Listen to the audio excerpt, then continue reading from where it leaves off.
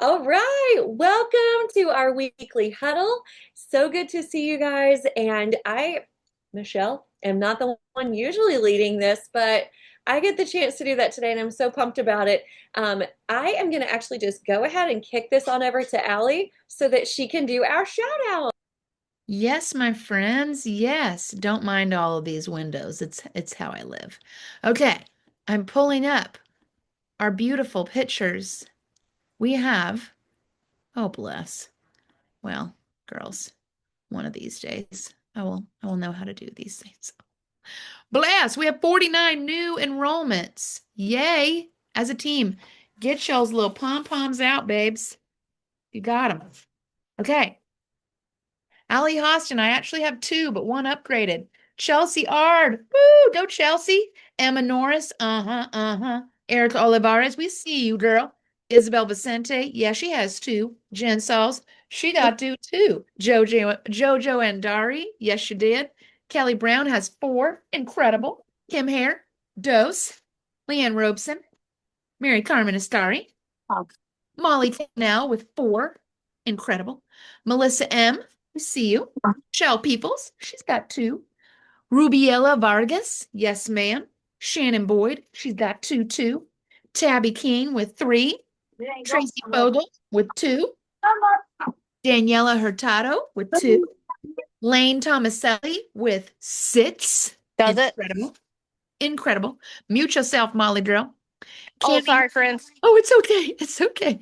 Cammy Heath has five. Hunter Russell has four. Incredible, girls. Hold, please. I'm going to bring this down. Sorry. Okay, y'all, look at how beautifully I transitioned. Okay, Fast Start 30 in silver, Tabby King. Yay, Tabby. And our newest Fast Start gold, Lane Tomaselli under Julie Sharoma. Woo, girl, was so pumped for you. That's awesome. And then, yeah, I can't see. Yes, three new brand ambassadors. Tabby King under Allie Hostin, JoJo and Dari under Tabby King, and Carrie Bialowski under Allie Hostin. Yay! Y'all, I'm stopping my share.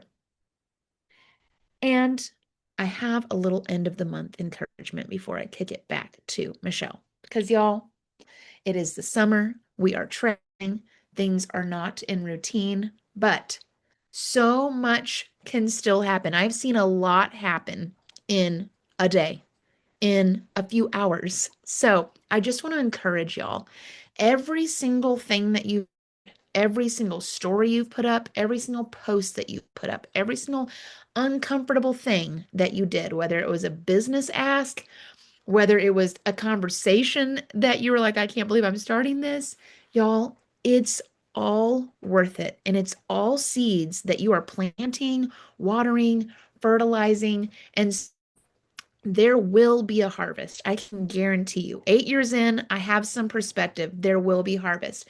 Now, there is also a purpose in the push. So, if you're far off from your goals or if you're really close, wherever you are, y'all, lean in, lean in. Find your pockets of time and do what you can do. Don't get discouraged if you're not hitting the 50, the 5, the whatever it is. That's like best case scenario. Do what you can do, okay? Still show up. Still put stuff in your stories. Message the people from your stories. Follow up people. Send powerful testimonies. Like there is nothing new under the sun here. But if you lean in, continue to show up with excitement, y'all, fruit. We're going to have some fruit. You're going to eat a fruit salad. I don't know when. Are you going to have a little bit of fruit or are you going to have a lot? I don't know. But I just want you to know we're in this together and do the things, girls. Just do them. People are watching. And when it's quiet, that's when we get to show up anyway. We get to listen to the podcast to work our headspace, right? We get to hop on Zoom. I was so grateful. I just have to say this. I've not been on my A game today. My head has not been 100%. And I got on Zoom with Michelle and it was so helpful. She was like, yes, just borrow this. Yes. I was like, oh, thank goodness. Has anybody else? It's like 2:30 p.m. and you've not done anything? Anyone? That was today. And I was like, well, babe, just do something. And that activity, that action helped propel me to take more action and sit here and like shut some things off. So just know it's probably not going to look perfect, but show up anyway. And no, Michelle has something incredible for us. So I'm going to kick it over to you, boo. Well, thanks, Allie. That I needed that. Thank you for sharing that. I'm ready for some fruit salad. Um, Now I actually am going to hand it over to Cami because she is going to introduce who is sharing their testimony tonight. So, Cami, to you, babe. Hi, guys. I am so excited to introduce Hunter to you guys. She is going to share some of her story, and I'm just really excited about hearing from her because I love her very much. So go ahead, Hunter. I feel like we're playing musical chairs here, but this is fun. Popcorning around. Okay, I could probably talk forever, but I know that Michelle's got something amazing for us too. So I'm going to do a condensed, almost 7-year journey for you guys because Plexus has been with me in a lot of seasons. Um, so I started Plexus as a tired mama of two. My youngest was about 4 months old. And I just saw Allie showing up at work with a happier expression, with like light in her eyes. And I was like, I need what you have. And then we moved right away and went into a really crazy, busy season of life. And I kept ordering and just kept shoving it into a closet. It wasn't being used. Come around family pictures for her first birthday, and I was very disappointed in how I looked in the pictures. And not that it was just weight that I was carrying, but I just was inflamed and just looked tired. I didn't look like my normal happy self. I had also been struggling with postpartum anxiety, and um, and I wanted to be off medication because that just made me feel really cruddy also. So I committed after seeing those pictures to taking these products consistently because girls, they do nothing for us when they're sitting in the closet. So I reached out to Allie and I was like, I need your help with accountability here. I'm going to actually take what I have bought. And that quickly led to an almost 30-pound weight loss. I was off multiple prescriptions. I was feeling really, really good. So good that we then thought that we would have our third baby because we had so much energy in the household. Um, and that and that was or maybe Plexus makes us crazy. I'm not really sure because the story just gets crazier if we're honest. But so that led to our third baby, my like best pregnancy, best postpartum experience, super fussy baby, love her, but mom felt really good and felt like I can handle this season of life. Um, I was also diagnosed with Hashimoto's, uh, hypothyroidism, and really struggling to find a balance with medication. And just every time I went, my labs were maybe improving, my symptoms weren't improving, and we were just increasing dosage. That's all we were doing. It was just this vicious cycle. I knew I wanted to get off of that, and I knew I needed to handle this in a more holistic way. And so, what did I do? I dug into the products that we have here because Triplex was helping, Active was helping give some energy, but it still just wasn't getting down to the bottom of what was going on. And luckily, like Plexus was just reading my mind or something, Restore was released. And I was did some research on that, liver detox, how it affects your thyroid, how they all work together. And Mark and I did a 30-day detox challenge with the team. And I saw incredible results and weaned myself off of my thyroid medicine that summer. So that would have been 3 summers ago now. And I have never felt better, truly, off of medication and just feeling so good. I finally had some blood work done last year. And you guys, the endocrinologist was like, how did you even get diagnosed with Hashimoto's? Your labs don't show it at all. You're completely in remission, which is huge. Hi, children. Good night. Love y'all. Okay, go. Talking about the crazy children. So that was huge news for us. My husband has also seen some huge improvements in a lot of his blood work with some liver enzymes and things like that that he struggled with over the years. So if y'all know me, I am like the Restore fangirl on the team. It is a don't pass, don't pass go, don't collect your or $200, whatever the Monopoly saying is there, because it is forever in our household. Then we were just feeling real good and thought we'd have another baby. So here we are. I am 32 weeks pregnant with our fourth baby, feeling really crazy over here that we're about to have another little munchkin to take care of. But honestly, I said my third was my best pregnancy. This has been my best. I just feel good. I have more energy than I did with my others. I've been walking every day. Um, I just like, I don't know. I feel like I'm in control of what I'm eating. I don't feel like I'm just craving all the junk in the cereal every single day like a lot of us do when we're pregnant. Now, I will have a bowl every now and then, but it's not like my go-to, that's the only thing I can eat type of thing. Um, and I will say, so I am like triplex every single day. That is what a non-negotiable. And then I do add Restore. I added that in my second trimester in this pregnancy. And I have a history of high blood pressure in pregnancy. I have a history of a lot of swelling. And so far, we have kept all of that off. So labs look really good. My thyroid still looks super happy and supported. All of like high blood pressure labs look really, really good. My doctor is super happy. Okay, I love you. Go find daddy. Um, but all that to say, I will talk to anyone who is curious about Restore in pregnancy and breastfeeding. There are some like risk versus benefits, but I've done a lot of research and I really trust our products here with Plexus. And for me, supporting my liver with a history of preeclampsia is a huge, huge deal. And so it is something that I decided it is worth the benefit for sure. So that's kind of where I'm at. I am going into nearing another postpartum journey.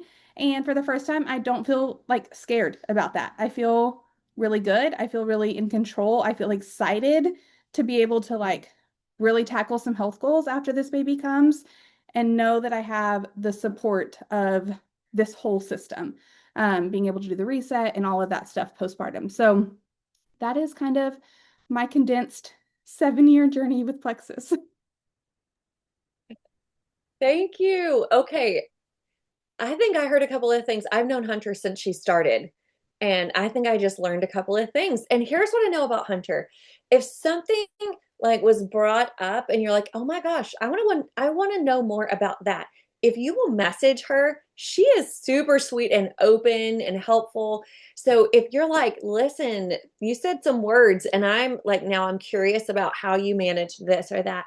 Message her. Like we are a team here, and those resources that you see and faces around you, like tap into those resources because that is one of the best things about this team. So thank you Wanted to so add much. You want real to say quick. something? Sorry. One thing that Yeah. I've just changed recently. I am normally like a hunger control slim girl all the way.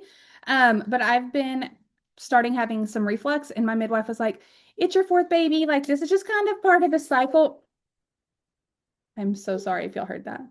Part of the cycle. Anyways, I switched my order to microbiome, and I have not taken Tums since I started microbiome like 10 days ago, and I have not had a single night where I'm like propping myself up on pillows.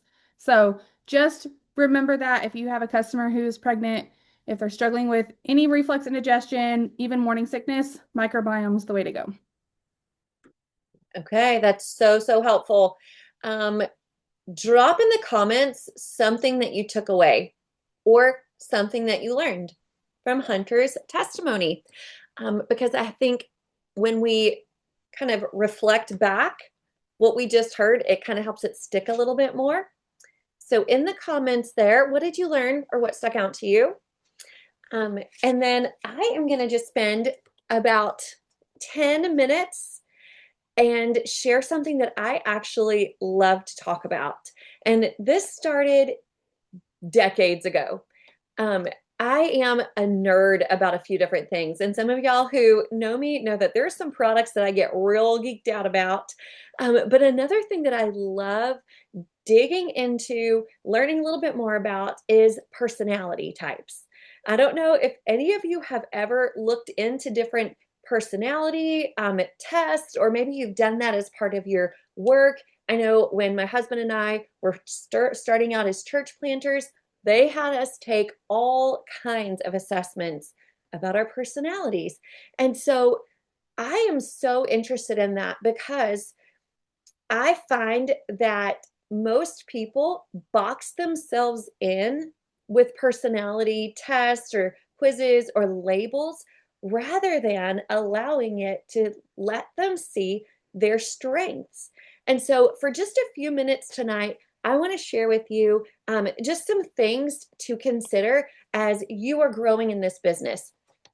I wonder if you have ever looked at someone who is successful in this business and thought, well, of course, like she is totally a people person. Of course, she is successful here. Or, of course, she is so organized. Or she is always so put together. Or she really thinks about what she says before she says it. Of course, she's successful. That's her personality. I'm just not like that. Have you ever thought that? Maybe not in this business, but maybe somewhere else. So like someone was like, yeah, I thought that today. I'm going to tell you that that doesn't necessarily stop the longer that you're doing this. However, you get a little bit more attuned to it and you learn how to turn that around and come at it from a different place. So I've heard people say, I'm just an introvert, or I'm too quiet. I'm too analytical. I'm too emotional. I am just too much, or I'm not enough, or I'm not confident enough if I was just this. And I'm going to tell you, God created you and gave you a personality, like a natural bent towards things. And that is not the thing that is holding you back in this business. I promise you, I have looked at so many different people in this company because I wondered it for myself. Could somebody with my personality actually succeed in this company? And I'm here to tell you, your personality is not the thing that's holding you back. The places where you refuse to grow are the things that are holding you back. So let's just spend a minute or two talking about that. Your personality is really like God's wired some things into you, but it's also shaped by a lot of your circumstances, your life experiences, the people around you. A lot of that shapes how you interact with the world. Okay. So you have like a bent that you naturally take, but then you also have habits, behavior patterns, survival instincts that you have adopted over the course of your life because of all of those other things. And sometimes the difference between personality and those things is blurry. Okay, so let's talk a little bit about how sometimes what we think are our personalities are actually our limiting beliefs. So I want you maybe type in the comments something about your personality. Now, I said a few of them, like I am an introvert, or I am quiet, or I am shy, I am loud, I am an extrovert, I'm the life of the party. Type a few things in the comments because I want to hear from you. Like, what do you know about yourself? Or what do you perceive about yourself?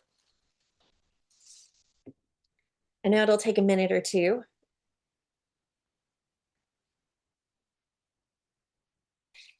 I'll tell you a little story while you're writing that. It was probably about 15 years ago, maybe a little bit less. We started our first embarking on church planting, and we went to a new place. I'd never lived in Hawaii. My husband grew up, born and raised in Hawaii. We were going to move from Ohio all the way across the ocean to a place that I didn't know one soul. I didn't know them at all. We pulled into the driveway of James and Julie Sharoma's house with our van, our 5 kids, and all the worldly possessions we could fit in about 5 suitcases. And I went to the door and I said, "Hi, nice to meet you. We're going to live with you for about 3 weeks." And so they became the only people that we knew on that island. And our entire job was to start creating relationships with people so that we'd be able to share about God and invite them to start a church with us. Can you imagine anything more terrifying for an introvert? um, if meeting new people is not difficult for you, you have no idea what that's like. But I'm going to tell you, even looking right now at the comments, I see some people who are shy or quiet or introverts. Or maybe you're not and you're like, I still don't want to meet new people. What I learned, had a really incredible mentor. She taught me that meeting new people, striking up conversations, making small talk, while it was not my bent, it could be a skill that I learned. And she taught me how to do it. And I'm telling you right now, those same skills that I learned as an introvert, I could talk to a wall right now. I could strike up a conversation with anybody.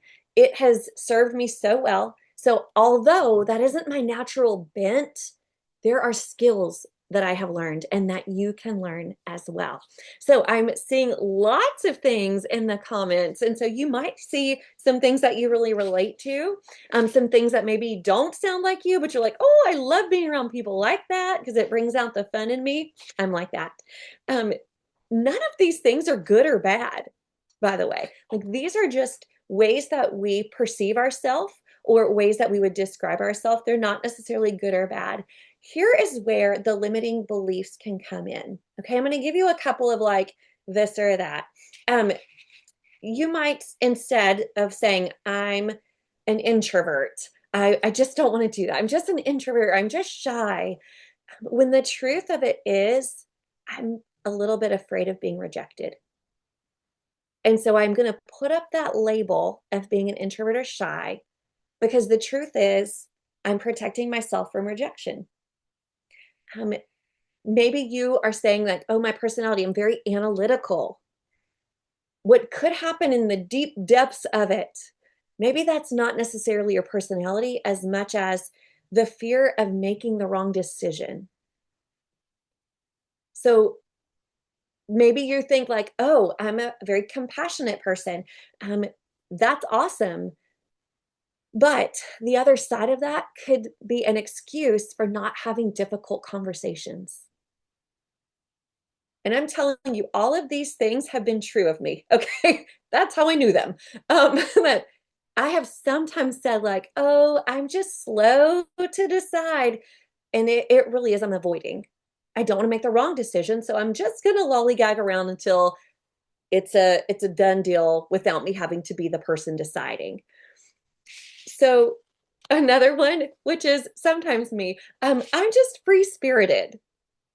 When the truth is, you just aren't wanting to be disciplined to put time into your business because you're afraid it won't matter. There are some personality traits that we have, but the growth is going to happen when we take those from being just like ways that we understand ourselves instead of letting them be the reasons that we don't do the work. It feels safer to hide behind our personality than admit that we have fear. But we're all human here.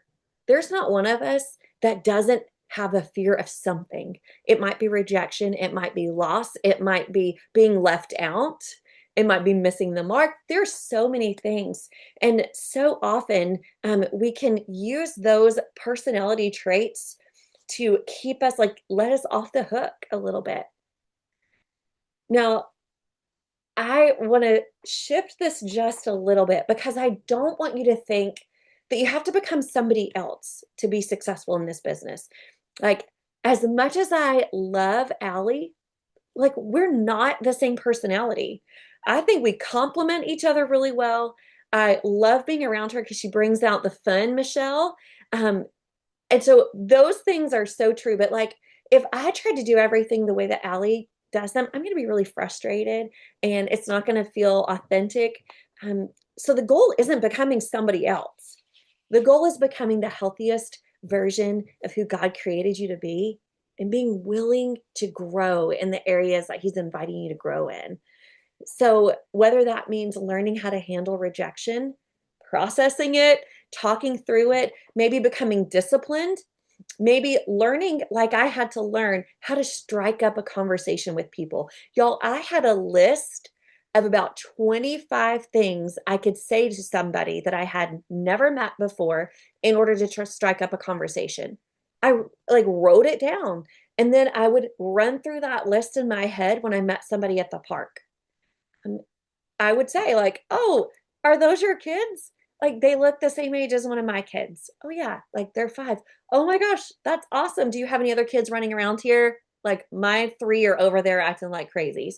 Um, and then if you're someone who maybe you seem to like dominate the conversation a lot, like you love to talk, you can get better at listening. You can get better at listening and then reflecting back what they just said to you so that you stay disciplined to listen. Like, "Oh, you have 5 kids?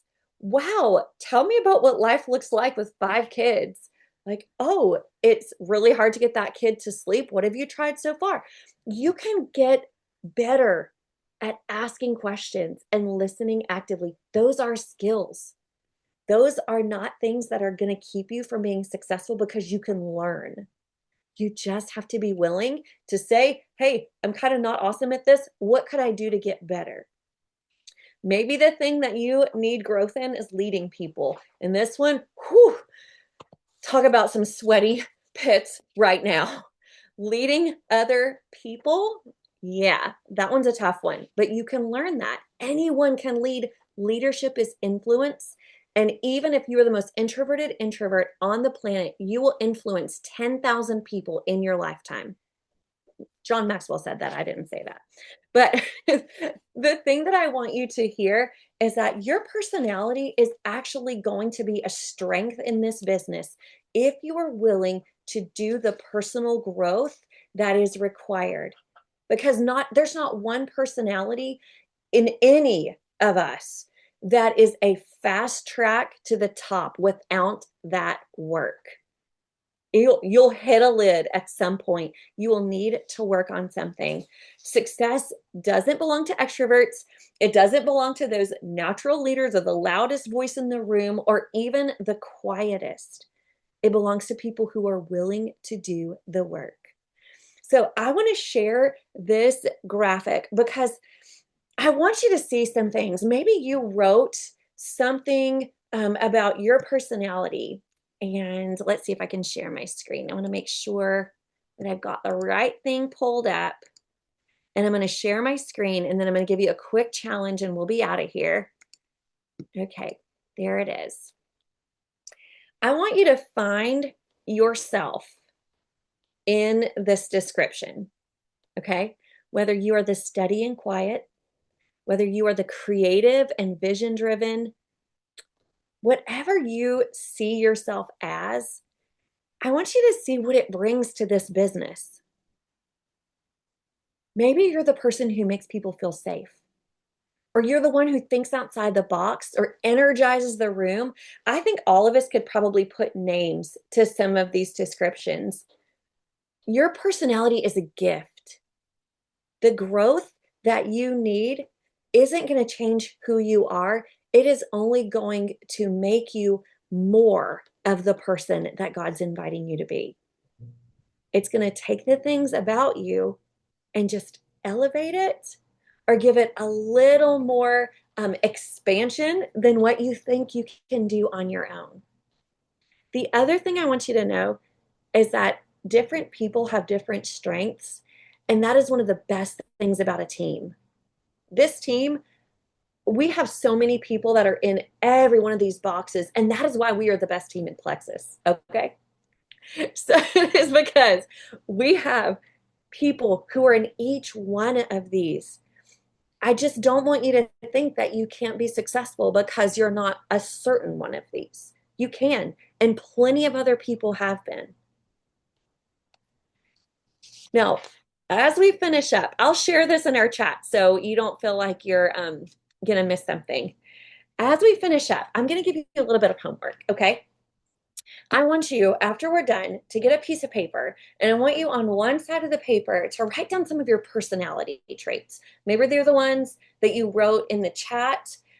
Maybe there's some different ones. Maybe you're quiet, maybe you're thoughtful, maybe you're funny, maybe you're creative, you're organized. I want you to have that on one side of the paper. And then I want you to spend some time and give some thought to what areas of growth do you need to embrace? Maybe it's your courage, your consistency. Maybe you need to be a better listener. Maybe you need to work on your follow through. Maybe your confidence. What are the things that you need to grow in? It doesn't need to change who you are. This is just who you are becoming. So that is your homework. I know I gave you a lot to think about, but I hope you took away one or two things and you start to see yourself as someone who can be successful here. Not because you have a certain type of personality, but because God created you with exactly what you need. And then you can do the work required to grow into the leader that will do the very same thing for other people. Point out the strengths, encourage them to grow in other areas.